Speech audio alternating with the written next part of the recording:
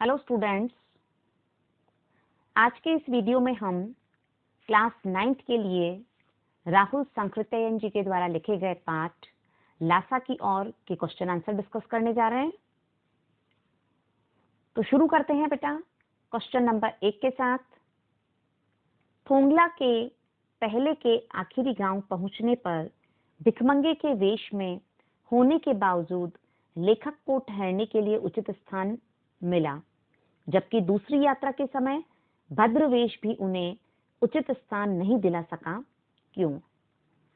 तो यहाँ बेटा हमने इस पाठ में देखा है कि लेखक अपनी पहली यात्रा के समय का वर्णन कर रहे हैं और उस समय भी उन्हें ठहरने के लिए उचित स्थान मिल गया था, लेकिन दूसरी यात्रा के समय नहीं मिला। तो इसका जो सबसे मुख्य कारण है वह है संबंधों का महत्व। कैसे कि तिब्बत जो है वो इस मार्ग पर यात्रियों के लिए कोई ऐसी विशेष व्यवस्था नहीं थी, इसलिए वहां जान पहचान के आधार पर ही ठहरने के लिए उचित स्थान मिल पाता था।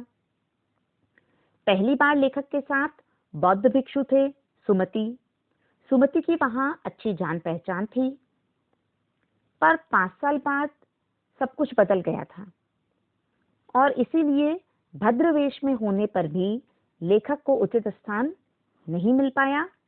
इस बार उन्हें बस्ती के सबसे गरीब झोपड़े में रुकना पड़ा। तो ये सब उस समय के लोगों की मनोवृत्ति के कारण ही हुआ था, क्योंकि लेखक जब वहां पहुंचे तब तक शाम हो चुकी थी और शाम के समय वहां के लोग छंग पीकर होश खो देते थे, जिससे उन्हें सही गलत की पहचान नहीं हो पाती थी और इस प्रकार सुमति भी उस समय उनके साथ नहीं थे। तो ये कुछ कारण रहे जिनसे उन्हें भद्रवेश में होने पर भी ठहरने के लिए उचित स्थान नहीं मिल सका था। नेक्स्ट क्वेश्चन पर आते हैं। उस समय के तिब्बत में हथियार का कानून न रहने के कारण यात्रियों को किस प्रकार का भय बना रहता था?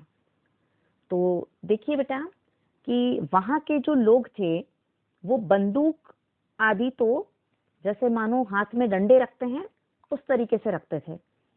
तो उस समय तिब्बत के पहाड़ों की यात्रा सुरक्षित नहीं थी। लोगों को डाकुओं का बहुत भय बना रहता था। डाकू लोगों को मार पहले देते थे और फिर देखते थे कि उनके पास पैसा है या नहीं।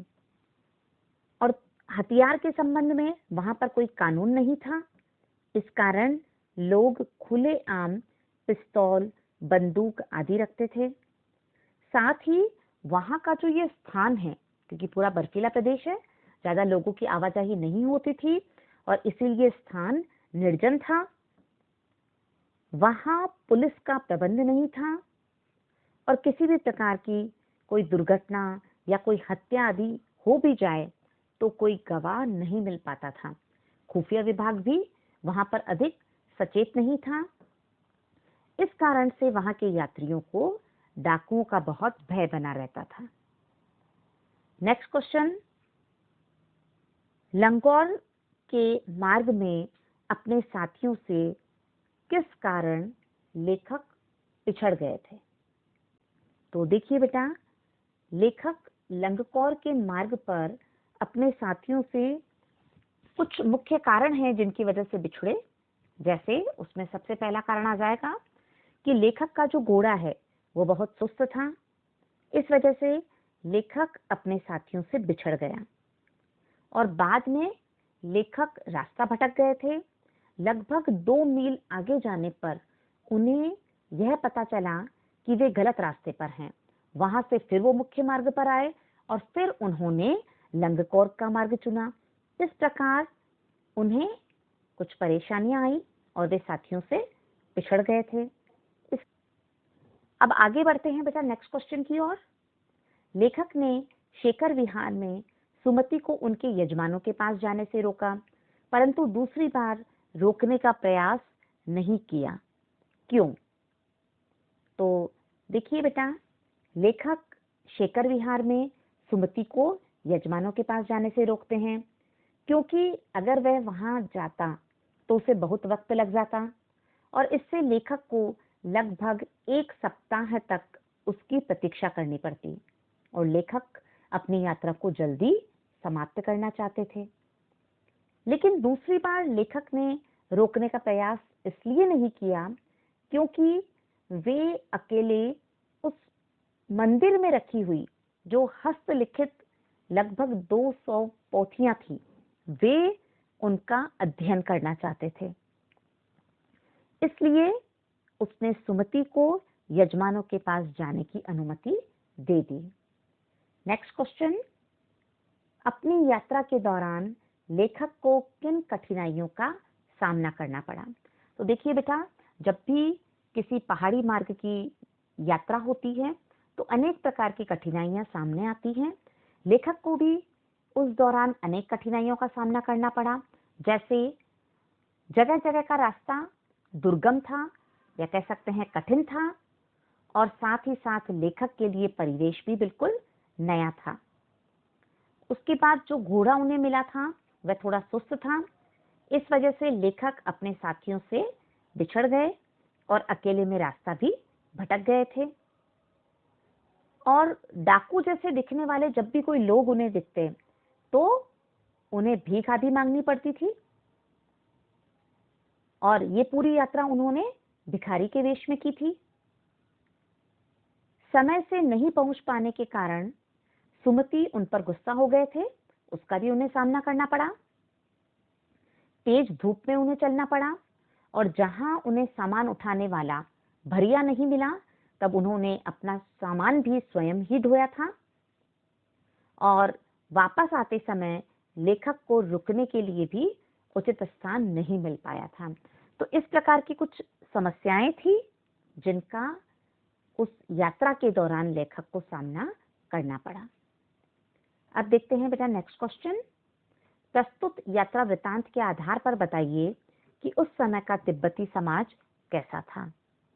तो यात्राओं के माध्यम से जो यात्रा करता है, जो यात्री है, उसे न केवल वहां की भौगोलिक स्थिति के बारे में जानकारी मिलती है बल्कि वहां के समाज की स्थितियों के बारे में भी जानकारी मिलती है। तो ऐसी ही जानकारी लेखक को भी हुई। तो लेखक ने अपनी यात्रा में ये बताया है कि तिब्बत के समाज में छुआछूत, जाति पाति आदि कुप्रथाएं नहीं थी। सारे जो प्रबंध थे वहां की, जो देखभाल की जाती है, वो देखभाल भिक्षु के द्वारा की जाती थी। वह भिक्षु जागीर के लोगों में राजा के समान लोकप्रिय था या उसे उतना ही आदर मिलता था। उस समय के तिब्बती समाज में औरतें पर्दा नहीं करती थी। केवल निम्न कोटि के जो भिक्षुक या भिखारी थे उन्हें ही लोगों के घर जाने की इजाजत नहीं थी। बाकी लोग बेरोक टोक जाकर चाय आदि बना सकते थे। उस समय तिब्बती जमीन जागीरदारों में बटी हुई थी जिसका ज्यादातर हिस्सा मठों के हाथ में होता था और वहां जो तिब्बत है उसके लोग जो हैं वहां के, वो जान पहचान होने पर ही यात्रियों के लिए ठहरने का प्रबंध करते थे और शाम 6 बजे के बाद वे छंग पीकर मस्त हो जाते थे।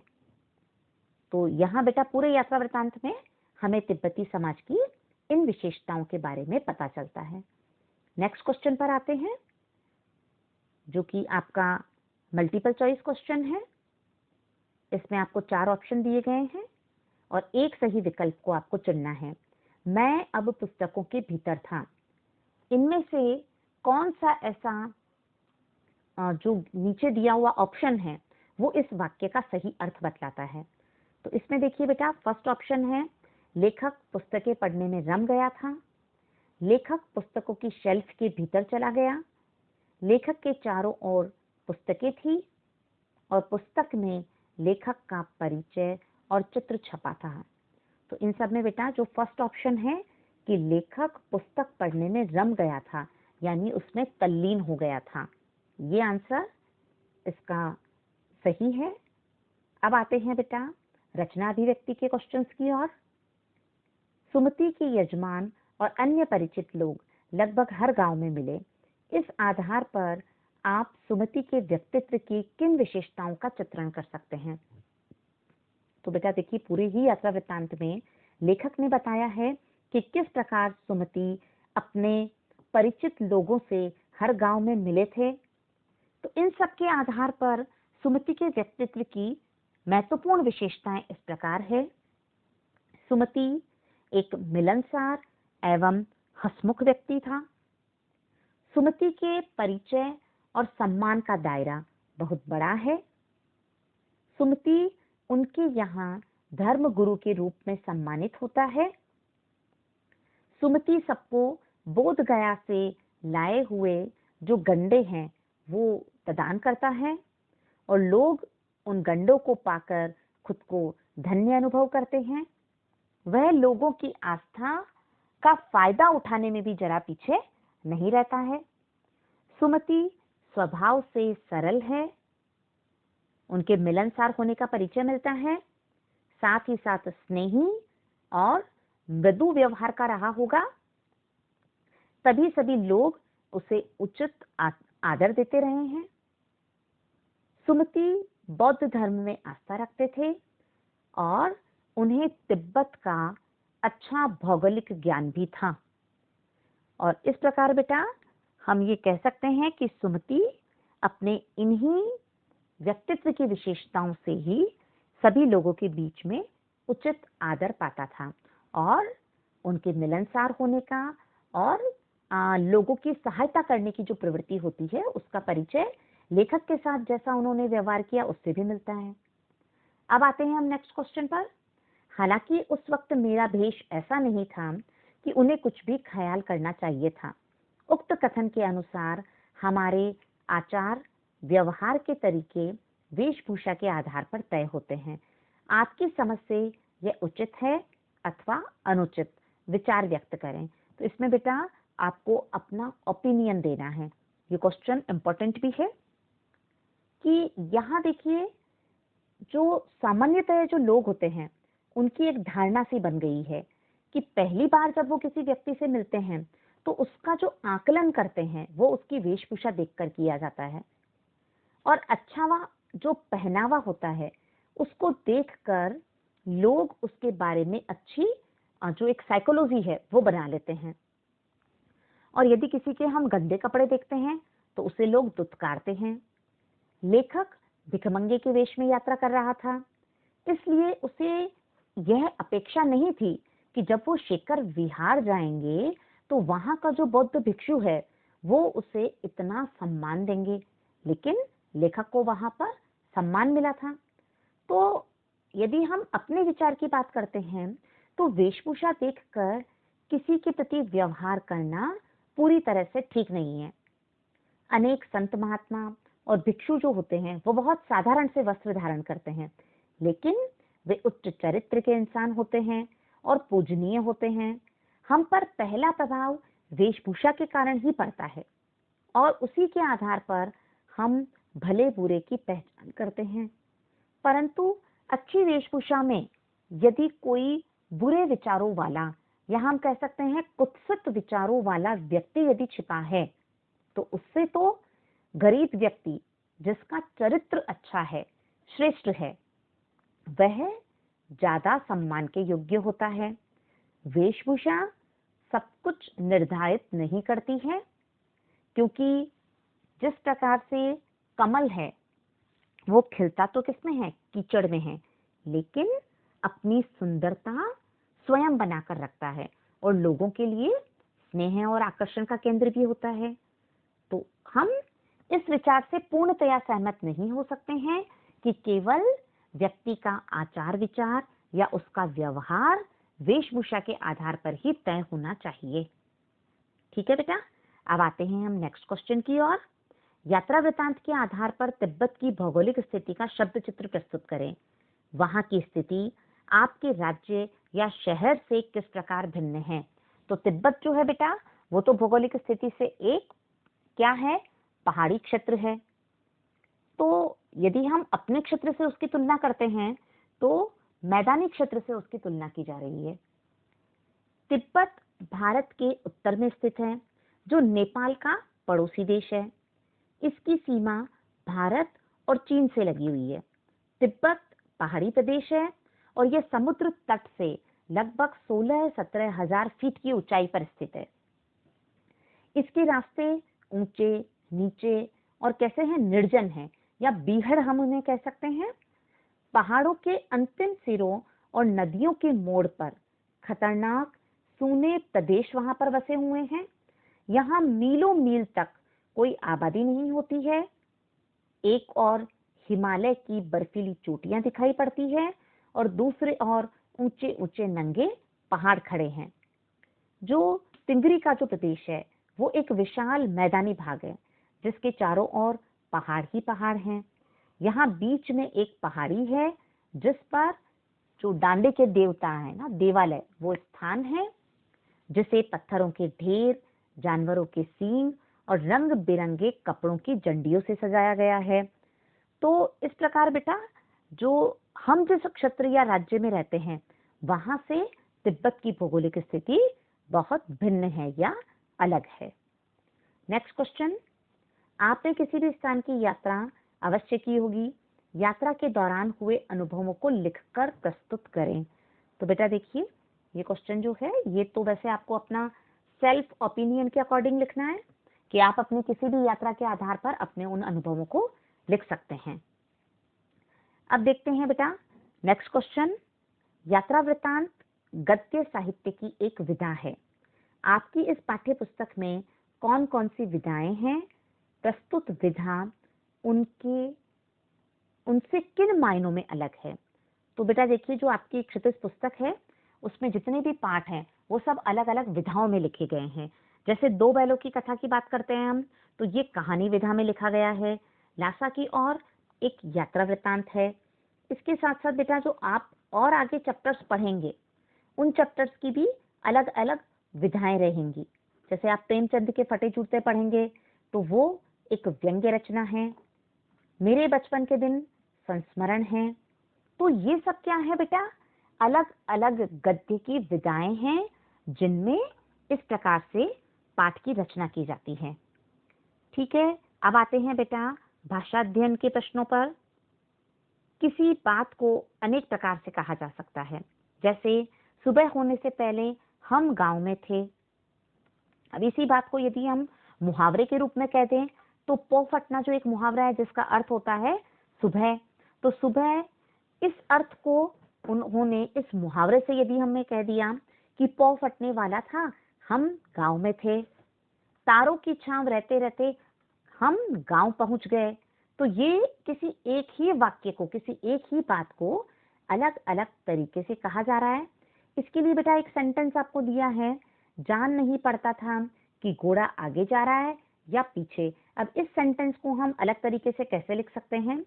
जैसे यह पता ही नहीं चल पा रहा था कि घोड़ा चल भी रहा है या नहीं। नेक्स्ट हम इसको ऐसे लिख सकते हैं, कभी लगता था घोड़ा आगे जा रहा है, कभी लगता था पीछे जा रहा है।